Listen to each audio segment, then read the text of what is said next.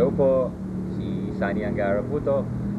Nais kong batiin si Brother Mike sa kanyang napakagandang libro. Dito po, kung kayo ay depressed, sasaya po kayo. At kung kayo ay masaya, sasaya po lalo kayo. Pinagsama po dito yung dalawang aspeto na malapit sa puso ng bawat Pilipino. Unang-una yung relihiyon at pangalawa, yung pagiging masaya ng Pilipino.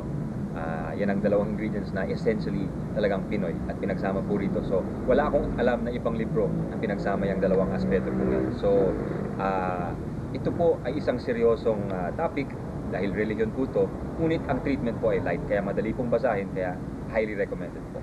Laugh with God today.